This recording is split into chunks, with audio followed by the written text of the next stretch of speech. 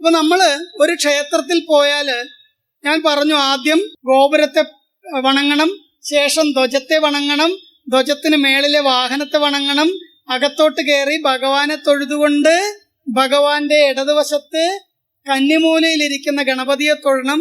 എന്നിട്ട് ഭഗവാന്റെ മുന്നിൽ നിന്നും പ്രദക്ഷിണം ആരംഭിക്കണം. അവസാനം പ്രസാദം മേടിച്ച് വടക്കോട്ടിറങ്ങണം. വടക്കോട്ടിറങ്ങിയിട്ട് ചുറ്റമ്പലം മുഴുവൻ പ്രദക്ഷിണം ചെയ്ത് വഴിപാടുകൾ സ്വീകരിച്ച് വീട്ടിലോട്ട് പോകണം. പല ക്ഷേത്രങ്ങളിലും മഹാക്ഷേത്രമല്ല എങ്കിൽ എന്ത് സംഭവിക്കും? ഈ വടക്കോട്ട് ഇറങ്ങാൻ പറ്റില്ല, കയറുന്ന വഴിയിൽ തന്നെ ഇറങ്ങേണ്ടി വരും. പക്ഷെ മഹാക്ഷേത്ര വിധിയാണെങ്കിൽ കിഴക്ക് നിന്ന് ആരംഭിച്ച് പ്രദക്ഷിണം കഴിഞ്ഞ് വടക്കോട്ട് തന്നെ ഇറങ്ങണം. അതാണ് ക്ഷേത്ര നിയമം. ഇവിടെ വടക്കോട്ടാണോ ഇറങ്ങുന്നത്? ഇവിടെ കിഴക്കോട്ടല്ലേ ദർശനം? കിഴക്കുന്ന് കയറി വടക്കോട്ടല്ലേ ഇറങ്ങുക? ഗുരുവായൂർ പോയാൽ മനസ്സിലാവും, അവിടെ നിയമാനുസൃതമാണ്. കിഴക്ക് നിന്ന് കയറി വടക്കോട്ടിറങ്ങണം. അതാണ്. ഈ വടക്ക് കിഴക്ക് ഭാഗത്തൊരു ശിവലിംഗം വെച്ച് കാണും. എന്താണെന്നറിയാവോ? ശിവനാണെന്നും പറഞ്ഞ് പലരും പോയി പ്രാർത്ഥിക്കാറുണ്ട്.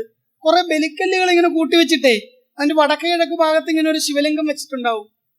ശ്രദ്ധിച്ചിട്ടില്ല? ഇന്ന് പോയി ഇതിനകത്തൊന്ന് നോക്കിയാൽ മതി. ഉണ്ട്. എന്താണത്? ശിവനാണോ? അല്ല. സപ്തമാതൃക്കള് ഭഗവാന്റെ വലതുവശത്ത്, അഗ്നി യമന്റെ തൊട്ടടുത്തിരിക്കുന്നതാണ്. സപ്തമാതൃക്കൾ വീരഭദ്രനും ഗണപതിയൊക്കെ. ശ്രീകോവിൽ കിഴക്കോട്ടാണെങ്കിൽ വലത് ഭാഗത്ത് യമഭഗവാൻ ഇരിക്കുന്നവിടെയാണ്. കിഴക്ക് ഇന്ദ്രൻ, തെക്ക് കിഴക്ക് അഗ്നി, നേരെ തെക്ക് യമൻ, തെക്ക് പടിഞ്ഞാറ് നൈരുതി, നേരെ പടിഞ്ഞാറ് വരുണൻ, വടക്ക് പടിഞ്ഞാറ് വായു, നേരെ വടക്ക് കുബേരൻ, വടക്ക് കിഴക്ക് ഈശാനൻ. അങ്ങനെയല്ലേ? അപ്പൊ ഈ ആരാണോ യമൻ വരുന്ന യമന്റെ തൊട്ടടുത്താണ് സപ്തമാതൃക്കളും വീരഭദ്രനും ഗണപതി ഇരിക്കുന്നത്.